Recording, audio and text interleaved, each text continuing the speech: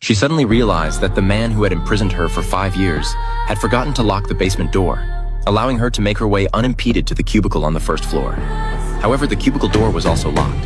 After taking a closer look, she saw that it was an ordinary padlock.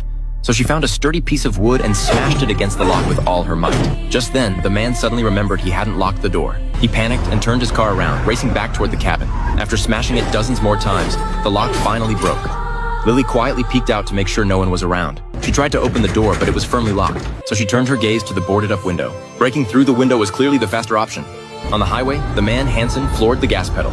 If Lily escaped, his life would be ruined. But just as he was about to catch up, a police car chasing a speeding vehicle pulled up behind him. Faced with the warning, Hansen had no choice but to stop. While he was paying the fine, Lily finally smashed through the window. Blinding sunlight poured in. Without a moment's hesitation, she immediately ran out.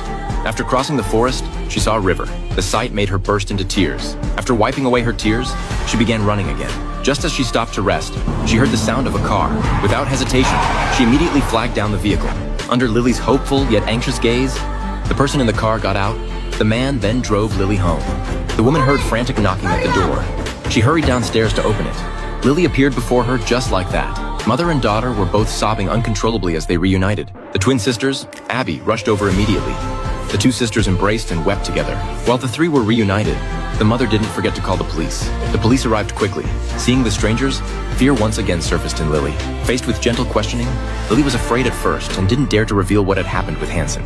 5 years of captivity had filled her with a deep-seated terror of Hansen.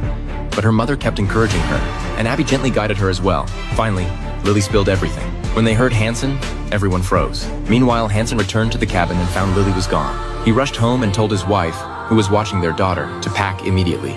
He had already booked flights abroad. They had to leave right away. His wife was confused, but she did as he said, given the gravity of his tone. By the time the female detective arrived with her team, the place was empty. What Hansen hadn't anticipated. The police had set up checkpoints on every road. He was heading to the airport, but had to take a detour. First, he went to a nearby restaurant, trying to figure out how to escape safely.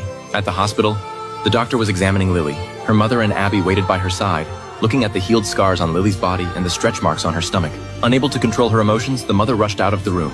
When the doctor asked if she had ever given birth, after a moment's hesitation, she chose to tell the truth. After the examination, the detective questioned her again about her escape route. To convict Hansen, eyewitness testimony alone was not enough. Physical evidence was required. The place where Lily was held captive is strong evidence. After the questioning, the detective split into two groups. One drove Lily home, while the other took a colleague to search the forest. But as soon as the car pulled up to the front door, a crowd of well-informed reporters swarmed around them trying to get the scoop. The detective and the family protected Lily as she returned home. As soon as